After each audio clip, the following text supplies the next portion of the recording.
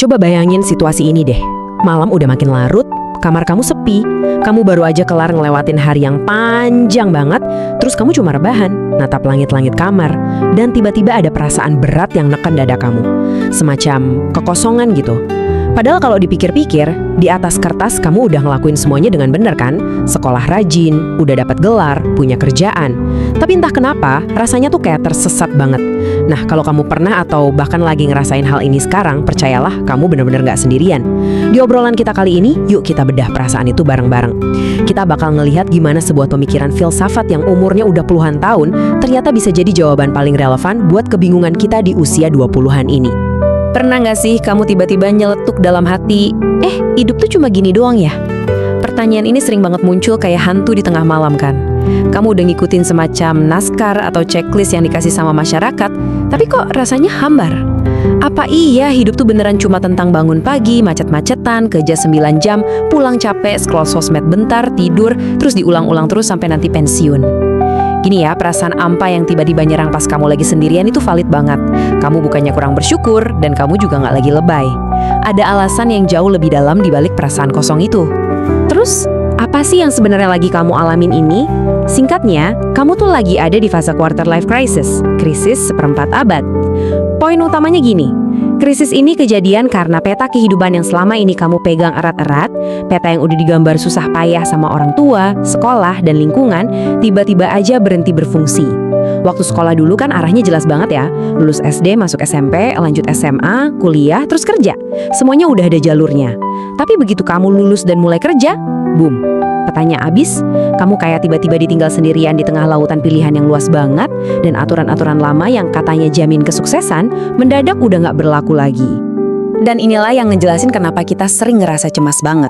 Kecemasan ini tuh unik karena dia datang bukan dari sedikitnya pilihan, justru sebaliknya. Kamu cemas karena kamu punya terlalu banyak pilihan. Bingung kan? Mau terus ngejar karir korporat atau nekat bikin startup sendiri? Mending nikah muda biar tenang atau keliling dunia dulu nyali pengalaman. Rasa sesak di dada itu sebenarnya adalah ketakutan luar biasa kalau kita bikin pilihan yang salah dan berujung nyanyain satu-satunya hidup yang kita punya. Jujur aja, fase ini tuh nguras mental banget. Tapi tenang, tarik napas dulu. Sekarang, anggap aja kamu lagi melangkah masuk ke sebuah kafe kebebasan. Waktu kamu ngerasa tersesat dan mempertanyakan makna hidup setiap malam, sebenarnya kamu lagi ngelakuin aktivitas filsafat tingkat tinggi loh.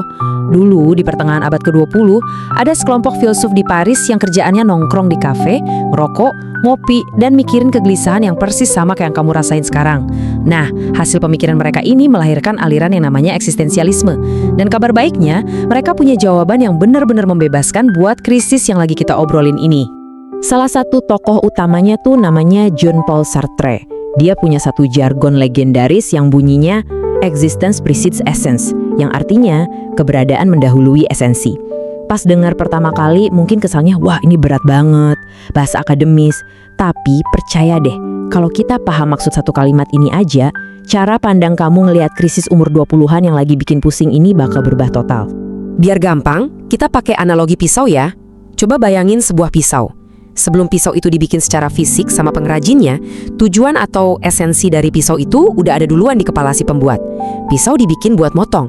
Jadi esensinya ada duluan, baru setelah itu pisaunya diciptakan. Nah, kalau manusia gimana? Kata para eksistensialis, manusia tuh kebalikannya pisau. Kita lahir dulu ke dunia ini tanpa tujuan yang udah disetel dari pabriknya. Keberadaan kita muncul duluan, baru setelah itu kita sendirilah yang harus berjuang nyari tahu mau jadi apa dan apa sebenarnya fungsi hidup kita. Ini ngebawa kita ke satu kesimpulan yang lumayan epik. Kamu tuh dilahirin gak bawa buku panduan, gak ada manual booknya. Dan tahu nggak? Itu adalah sebuah realisasi yang indah banget. Quarter life crisis yang tiap malam bikin kamu overthinking itu sebenarnya adalah momen di mana kamu mulai sadar kalau kamu itu manusia yang merdeka. Kamu bukan alat, bukan mesin, dan jelas bukan pisau yang fungsinya udah dipatenkan sama orang lain. Kamulah yang pegang kendali penuh atas nasibmu sendiri. Keren kan? Tapi tunggu dulu, Sartre ngasih satu peringatan yang cukup tajam nih. Dia bilang manusia dikutuk untuk bebas.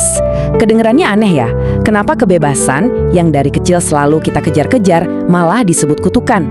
Nah, ini paradoks yang sering banget mukul telak perasaan anak muda. Kebebasan itu kerasa kayak kutukan karena nempel bareng kebebasan itu ada sebuah beban yang super berat. Beban itu namanya tanggung jawab dari sebuah pilihan. Dulu waktu sekolah, kalau nilai kamu jelek, kamu bisa gampang aja nyalahin guru yang galak atau orang tua yang maksa les ini itu. Tapi sekarang, kalau kamu sadar milih jalur karir tertentu dan ternyata tiap hari kamu tersiksa, itu 100% tanggung jawab kamu.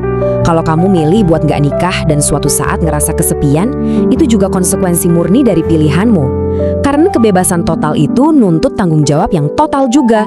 Makanya wajar banget banyak anak umur 20-an yang kena paralysis by analysis. Saking takutnya salah ngambil langkah, ujung-ujungnya malah diam di tempat dan ngebiarin hidup lewat gitu aja. Nah, pas rasa takut itu udah mentok, kita sering banget jatuh ke jebakan yang sama Sartre disebut sebagai bad faith atau keyakinan buruk. Apa sih bad faith itu? Gampangnya, ini tuh momen dimana kita lagi bohongin diri kita sendiri. Kita pura-pura seolah-olah kita nggak punya pilihan. Pernah nggak denger orang ngomong, ya mau gimana lagi, teman-teman udah pada beli rumah, aku juga harus ikut cicil lah. Atau disuruh ortu jadi PNS, ya udah ngikut aja deh daripada ribut. Sadar nggak sadar, di momen itu kita lagi ngebuang kebebasan sejati kita dan nyerah gitu aja sama arus masyarakat. Kenapa? Cuma demi dapetin rasa aman yang sebenarnya palsu, biar kita bisa lari dari rasa cemas buat ngambil keputusan sendiri. Terus gimana dong caranya kita bisa keluar dari krisis ini tanpa harus bohongin diri sendiri kayak tadi? Gimana caranya temenan sama kebebasan tanpa ngerasa tercekik? Coba kita kenalan sama satu tokoh luar biasa ini. Namanya Viktor Frankl. Dia ini seorang psikiater sekaligus penyintas dari kamp konsentrasi Holocaust. Dari puing-puing penderitaan yang paling parah sekalipun, Frankl nemuin satu kebenaran yang gak bisa dihancurin. Manusia itu bisa bertahan ngelewatin kondisi seberat apapun, asalkan mereka punya satu alasan, punya satu mengapa atau makna buat terus hidup. Dan ini nih, ada satu mindset shift dari Frankl yang penting banget buat kita resapi. Makna itu diciptakan, bukan ditemukan. Kadang pas lagi krisis, kita tuh nyari makna hidup seolah-olah itu harta karun yang dikubur di suatu tempat, atau nunggu wangsit turun dari langit asal kita sabar nunggu. Frankl sama sekali nggak setuju sama ide itu. Makna hidup itu sesuatu yang harus kamu tempa, harus kamu bangun sendiri pakai kedua tangan kamu. Kerennya, Frankl ini nggak cuma ngomong teori doang, dia juga ngasih kerangka praktisnya. Menurut dia, ada 3 jalan utama buat nyiptain makna dari segala kekacauan yang lagi kamu rasain di umur 20-an ini. 3 jalan itu adalah karya, pengalaman, dan sikap. Kelihatannya simpel banget ya, tapi jangan salah, dampaknya luar biasa. Yuk kita bedah satu-satu gimana ini bisa langsung kamu praktekin di kehidupan sehari-hari mulai besok. Langkah yang pertama itu karya alias ambil tindakan. Frankl nyaranin kita buat ngelakuin sesuatu yang nyata. Bikin sesuatu kek. Makna itu sering banget lahir dari keringat dan proses nyiptain sesuatu dari nol. Dan ingat, ini bukan berarti kamu harus tiba-tiba ngebangun startup raksasa atau ngubah dunia. Nggak gitu.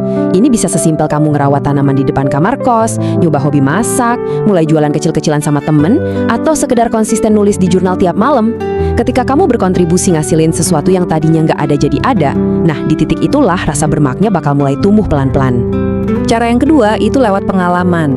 Kadang ya makna itu nggak melulu datang dari apa yang kita hasilin atau kita produksi, tapi dari apa yang kita serap, dari apa yang kita rasain secara tulus. Kayak misalnya mencintai seseorang sepenuh hati, atau ngobrol deep talk bareng sahabat tanpa dikit-dikit harus update ke story, atau sesimpel duduk diem nikmatin cantiknya langit sore. Di tengah dunia sekarang yang terus-terusan maksa kita buat kerja cepat dan produktif terus, ngebiarin diri kamu benar-benar hadir dan ngerasain suatu momen secara utuh, itu adalah sumber makna yang kuat banget dan bikin tenang. Dan ini cara yang ketiga, yang menurutku sih ini alat pertahanan paling powerful yang kita punya. Sikap. Gini, ada kalanya kita benar-benar nggak bisa ngubah keadaan. Mungkin sekarang kamu lagi mentok banget, kejebak di kerjaan yang toksik, bosnya nyebelin, tapi kamu belum bisa resign karena tagihan jalan terus. Berdasarkan teori Frankl, di kondisi yang paling kejepit sekalipun, ada satu kebebasan manusia yang gak akan pernah bisa dirampas sama siapapun, yaitu kebebasan buat milih reaksi kita terhadap penderitaan itu. Kamu selalu punya pilihan, mau terus-terusan ngeluh tiap pagi, atau milih pasang sikap tangguh dan jadiin kerjaan berat itu sebagai tempat latihan mental buat batu loncatan kamu ke depannya. Maknanya ada di tangan kamu, tergantung gimana sikapmu. Jadi, setelah kita ngobrolin kerangka eksistensial ini, yuk kita ubah cara pandang kita ngelihat si quarter life crisis ini. Krisis ini tuh sebenarnya panggilan bangun, wake up call, bukan penyakit mematikan yang harus dihindari. Rasa nggak nyaman yang tiap malam ganggu pikiran kamu itu justru pertanda kalau jiwa kamu tuh sehat. Itu sinyal alarm dari dalam diri kamu yang lagi ngebrontak, yang udah capek hidup dalam settingan orang lain, dan sekarang lagi nuntut kamu buat mulai jalani hidup dengan lebih berani dan autentik. Ingat ini baik-baik. Kamu itu penulis dari buku kehidupanmu sendiri. Emang sih, dunia ini kadang absurd, ngebingungin, dan gak jarang kerasa gak adil. Gak ada jaminan pasti juga kalau kamu milih satu jalan, besoknya bakal langsung sukses. Tapi justru disitulah letak serunya. Jangan pernah biarin algoritma media sosial, gengsi di depan circle kamu, atau bahkan ekspektasi orang tuamu ngerebut pena dari tangan kamu pas lagi nulis bab-bab paling penting dalam hidupmu. Beranilah ngambil kendari, beranilah bikin pilihan, dan beranilah gagal dengan caramu sendiri. Sebagai penutup obrolan kita kali ini, aku mau ninggalin satu pertanyaan besar buat kamu renungin malam ini. Siapa yang akan menulis bab selanjutnya dalam hidupmu? Mulai besok pagi, yuk kita berhenti ngeluh soal buku panduan yang gak ada itu. Karena pada akhirnya, hidup itu bukanlah permainan petak umpet buat nyari tahu siapa diri kamu. Hidup itu adalah tentang keberanian buat menciptakan siapa diri kamu yang sebenarnya. Makasih banyak udah nemenin eksplorasi kita hari ini. Semoga sudut pandang baru ini bisa bikin tidur kamu malam ini sedikit lebih nyenyak dan langkahmu besok jauh lebih mantap. Sampai jumpa di eksplorasi kita selanjutnya.